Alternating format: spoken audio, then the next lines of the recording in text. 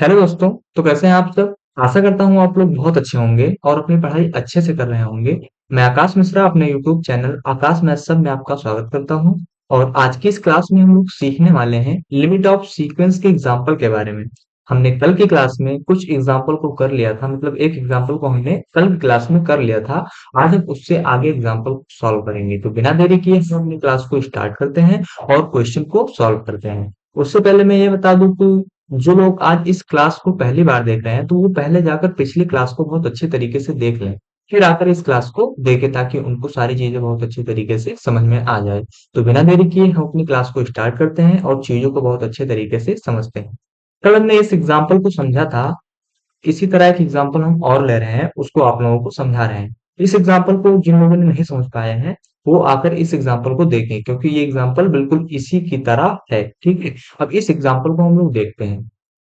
ये क्वेश्चन हमसे क्या कह रहा है? ये क्वेश्चन कह रहा है कि prove that the sequence 1 upon n converge to zero. ये क्वेश्चन क्या कह रहा है? बहुत अच्छा क्वेश्चन है, बार बार एग्जाम में पूछा जाता है क्वेश्चन। ठीक है, तो ये क्वेश्चन क्या कह रहा है? ये क्वेश्चन कह रहा है कि prove that the sequence 1 upon n converge to zero. यानी हमको ये प्रूव करना है कि ये आपका जो जीरो है, ये जीरो इस सीक्वेंस में कन्वर्ज कर रहा है कि नहीं कर रहा है। इसको हमको क्या करना है? प्रूव करना है। क्या करना है? कि आपका जो ये जीरो है, ये जीरो इस सीक्वेंस में कन्वर्ज कर रहा है कि नहीं कर रहा है। मतलब कि आपको जो ये एल बराबर यानी लिमिट हमको जीरो दे रखी है, ये लिमिट हमारे इस सीक्वेंस में कन्वर्ज कर रही है कि नहीं कर रही है। ये जीरो हमारे इस सीक्वेंस की लिमिट ऑफ सीक्वेंस है कि नहीं है। इस चीज को हमको क्या करना है? प्रूव करना है।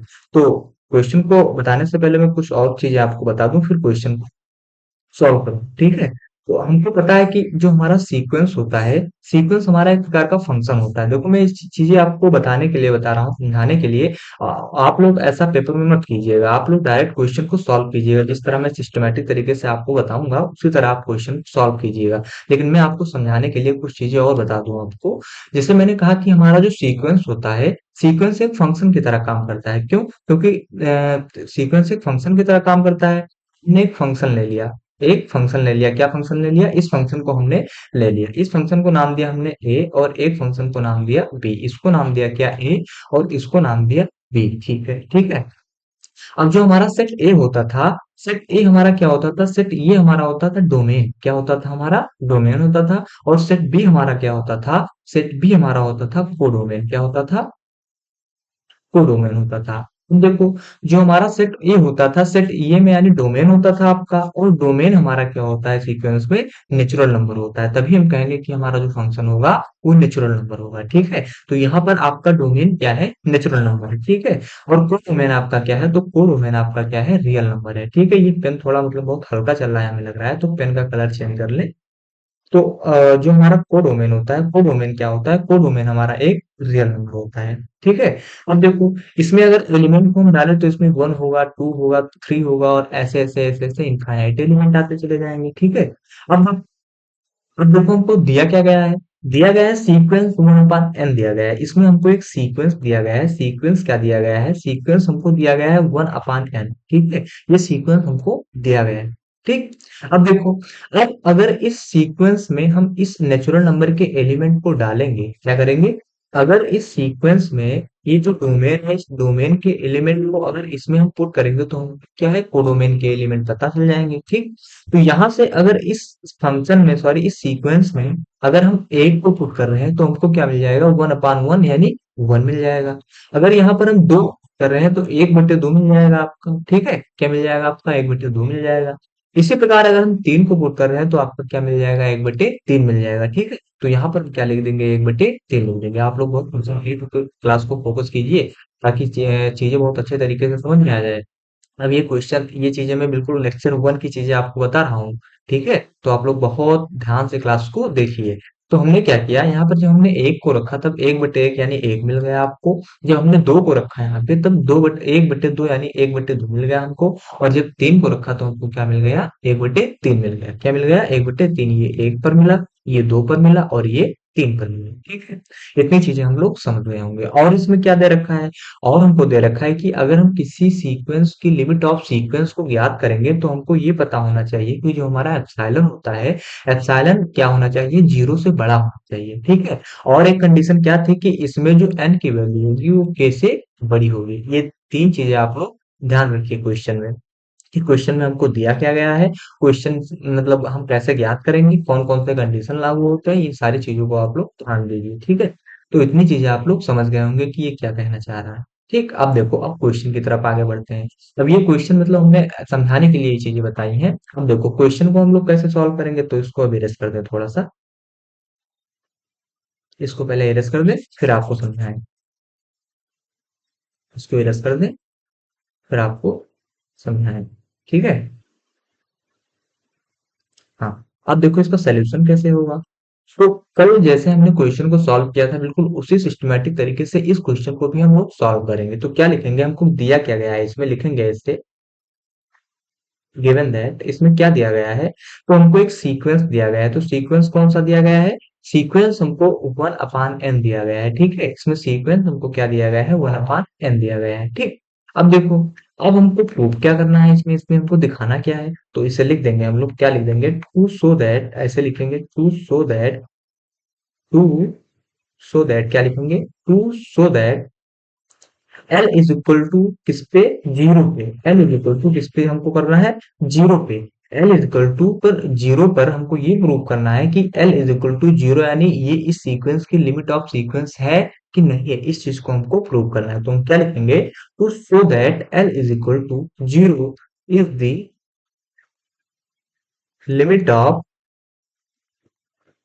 लिमिट ऑफ सीक्वेंस कितना, 1/n का। हमको ये प्रूव करना है कि जो आपका ये जीरो दिख रहा है, ये जीरो इस सीक्वेंस का लिमिट है कि नहीं है, ठीक है? आगे बढ़ते हैं। देखो, अब इसमें हम कंसीडर करेंगे, लेट मान लें, इसमें मानेंगे कि जो इसमें क्या होता है कि जो हमारा एप्सिलॉन होता है, epsilon is greater than zero होता है। और एक कंडीशन और होती है कि अगर इस मतलब सीक्वेंस से अगर हम एल की वैल्यू को सब्सट्रैक्ट कर दें तो जो इसकी मॉडुलस वैल्यू होगी, मॉडुलस वैल्यू अगर इज लेस देन एप्सिलॉन यानी एप्सिलॉन से छोटी हो गई, कहेंगे कि जो आपका ये जीरो दिख रहा है, ये जीरो इस सीक्वेंस का लिमिट है, तब हम कहेंगे। तो मैं आपसे मतलब शब्दों में क्या बता दूं, मैं ये बता दूं कि अगर इस कंडीशन को ये जीरो फॉलो करेगा, कहेंगे कि जीरो हमारा क्या है, इस सीक्वेंस का लिमिट है। क्या करेंगे, इस सीक्वेंस से जब हम इस जीरो की वैल्यू को घटाएंगे और जीरो की वैल्यू अगर इस एप्सिलॉन से छोटी आ गई, तब हम कहेंगे कि जो हमारा ये जीरो है इस सीक्वेंस का लिमिट ऑफ सीक्वेंस है, ठीक है? अब आगे बढ़ते हैं। तो हमें क्या मिल गया, यहाँ पर हमने लेट किया कि epsilon is greater than zero, और दूसरा क्या, ए एन माइनस एल, और इज लेस देन एप्सिलॉन, यानी एप्सिलॉन से छोटा होना चाहिए ये वैल्यू आपकी, ठीक है? अब देखो, अब हमको यहाँ पर एन की वैल्यू क्या पता है, तो एन की वैल्यू 1/n पता है। आपको क्या पता है, एन की वैल्यू आपको क्या पता है, 1/n पता है, माइनस एल की वैल्यू आपको इतनी है, तो एल की वैल्यू आपको यहाँ पर कितना है, जीरो होंगे। तो यहाँ से आप क्या करेंगे, यहाँ पर जीरो लिख देंगे, ठीक है? देखो, अब इसमें लेस देन एप्सिलॉन, क्या है, लेस देन एप्सिलॉन, यानी ये वैल्यू आपकी एप्सिलॉन से क्या होनी चाहिए, छोटी होनी चाहिए, ठीक है? देखो आगे बढ़ते हैं। अब इसको अगर सॉल्व करेंगे तो आपको ये क्या मिलेगा, 1/n, जीरो तो जीरो रह जाएगा, तो 1/n इस क्या आ जाएगा, लेस देन एप्सिलॉन आ जाएगा, ठीक है? एप्सिलॉन आ जाएगा। अब देखो, अगर इस मॉड को हटाएंगे तो हमको क्या मिल जाएगा, 1/n is less than epsilon. अब हमको यहाँ पर ज्ञात क्या करना है, यहाँ पर हमें एन की जो वैल्यू होगी वो k से बड़ी होगी, इस चीज को हमको यहाँ पर, इस चीज को लेकर हमको यहाँ से मतलब इसी चीज को लेकर चलना है। तो यहाँ से अगर हम n की वैल्यू ज्ञात करेंगे तो हमको क्या मिल जाएगा, n इज ग्रेटर देन 1/एप्सिलॉन। अभी तक क्या था कि n नीचे था तो ये लेस देन था, और जब ये n आपका ऊपर चला गया तब क्या होगा, ग्रेटर देन हो गया, ठीक है? तो यहाँ पर क्या हो गया आपका, n इज ग्रेटर देन 1/एप्सिलॉन, ओके, ठीक है? अब देखो यहाँ पर हमको ये पता हो गई, यहाँ पर ये पता होगी कि n की जो वैल्यू आ गई वो एप्सिलॉन 1/एप्सिलॉन से बड़ी आ गई, और यही चीज हमको यहाँ पर दिखाना था कि जो हमारी n की वैल्यू है वो k से बड़ी है। तो यहाँ पर 1/एप्सिलॉन को हमने क्या मान लिया, 1/एप्सिलॉन को मान लिया कि k से क्या है, बड़ा है, सॉरी मतलब 1/एप्सिलॉन k से छोटा है। तो यहाँ पर हमने क्या किया कि n की वैल्यू क्या आ गई, n की वैल्यू आप गई 1/एप्सिलॉन से क्या आ गई, आ गई, ठीक है? तो यही चीज हमको यहाँ पर दिखाना था। तो अब क्या करेंगे, अब हम करेंगे, थोड़ा इसको इरेज कर दें, फिर हम आगे बढ़े। ठीक है, अब हम आगे तो ठीक है। अब हम लोग क्या करेंगे, अब हम लोग करेंगे कि इसमें हम लोग देन देयर एग्जिस्ट इसको कहते हैं देयर एग्जिस्ट। तो then there exist a natural number के is greater than one upon epsilon, जो अभी मैंने आपको बताया कि यहाँ पर के की वैल्यू का क्या आ गई, वन अपॉन एप्सिलॉन से बड़ी आ गई। तो then there exist a natural number के is greater than one upon epsilon. अब इतनी चीजें आपको पता हो गई। अब एक स्टेप आपको और लिखना है, बस हमारा आंसर आ जाएगा। ठीक है, तो यहाँ पर अब क्या करेंगे, अब करेंगे let epsilon is greater than zero. तो फिर देयर एग्जिस्ट, तो उसमें एग्जिस्ट होगा K belongs to natural number, K belong करेगा नेचुरल नंबर। और जब ये के बिलोंग करेगा आपका नेचुरल नंबर से, तो वो उस प्रकार होगा कि सच दैट, तो इस प्रकार होगा, वो इस प्रकार होगा कि जो हमारा सीक्वेंस है, उस सीक्वेंस से अगर जीरो को हम लोग घटाएंगे तो उसकी value is less than epsilon से कम आएगी। ठीक है, तो इसकी जो वैल्यू आएगी आपकी एप्सिलॉन से कम आएगी। ठीक, अब देखो, अब हमको इसकी लिमिट फाइंड करनी है कि लिमिट है कि नहीं है। तो हम लोग लिखेंगे limit H tending to infinite पे होगा, H tending to infinite one upon N is equal to limit of zero. ठीक है, बस यही हमारा कितना हो गया, यही हमारा हो गया आंसर। बस इतना ही आपको करना है। ठीक है, तो मैंने आपसे क्या बताया, मैंने आपसे बताया मैंने आपसे बताया कि इसमें हमको इस सीक्वेंस में दिया क्या गया है, इस सीक्वेंस में हमको दिया क्या गया है। तो इस सीक्वेंस में हमको दिया गया था कि given that sequence A N is equal to one upon N दिया गया था। तो इसमें हमको मतलब ये क्वेश्चन में हमको तो दे दिया, इसमें हमको दिखाना क्या है, तो to show that L is equal to one इस limit of sequence one upon n, limit of sequence one upon n. इसमें हमको दिखाना है कि आपका एल बराबर जो जीरो है, ये लिमिट ऑफ सीक्वेंस है कि नहीं है इस सीक्वेंस की। तो इस चीज को हमको दिखाना था। तो हम लोगों ने क्या किया कि इसमें लेट किया epsilon is greater than zero. इसमें क्या किया कि एप्सिलॉन का जो वैल्यू है, वो एप्सिलॉन की वैल्यू क्या है, जीरो से बड़ी है। और एक मतलब कंडीशन हमको पता थी कि अगर सीक्वेंस से इस लिमिट को हम लोग सब्ट्रैक्ट करेंगे तो उसकी जो मॉडुलस वैल्यू होगी, वो क्या होगी, एप्सिलॉन से छोटी होगी। तो यहाँ पर हमने इसी मतलब कंडीशन को लेकर आगे इस क्वेश्चन को हमने सॉल्व किया।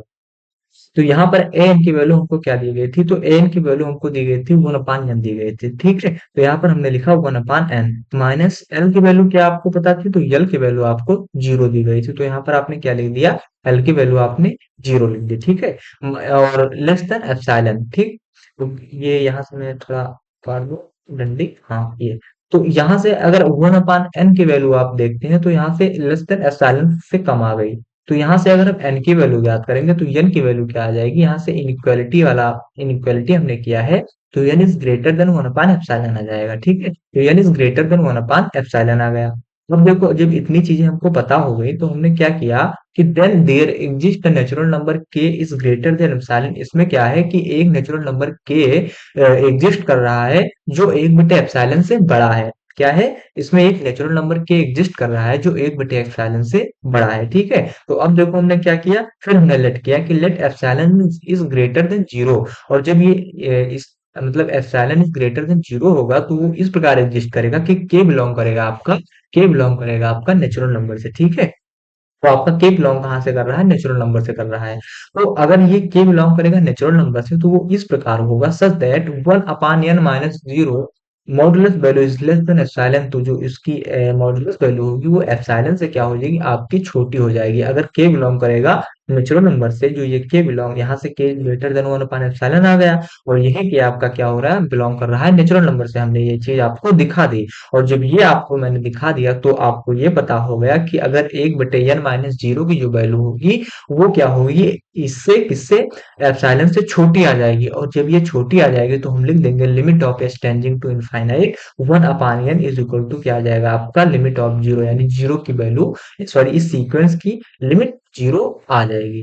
तो क्योंकि हमने यहाँ पर के को मतलब के को क्या कर लिया, के को कर लिया कि एक बटे एप्सिलॉन से बड़ा है। और अगर ये बड़ा है, तो के बिलोंग करेगा नेचुरल नंबर से। और अगर के बिलोंग करेगा आपका नेचुरल नंबर से, तो हम इस प्रकार ये कह सकते हैं कि हमारा जो one upon N minus zero इस एप्सिलॉन से क्या हो जाएगा, छोटा हो जाएगा। तो हमने क्या लिख दिया कि इसकी लिमिट क्या है, जीरो है। तो हमने क्या किया, यही हमारा आंसर हो गया, ठीक है। आई होप, उम्मीद है आप लोगों ने पिछले क्वेश्चन को बहुत अच्छे तरीके से समझ लिया। तो अब आज की इस क्लास को यहीं पर समाप्त करते हैं। और जो लोग क्वेश्चन को नहीं समझ पाए हैं तो प्लीज आप क्वेश्चन को मतलब इस वीडियो को दोबारा शुरू से देखिए। मैं आपको उम्मीद दिलाता हूँ कि क्वेश्चन बहुत अच्छे तरीके से आप समझ जाएंगे, ठीक है। आप बिल्कुल कंसंट्रेट होकर जब क्लास को फोकस करेंगे तभी आप क्वेश्चन को समझ सकते हैं, ठीक है।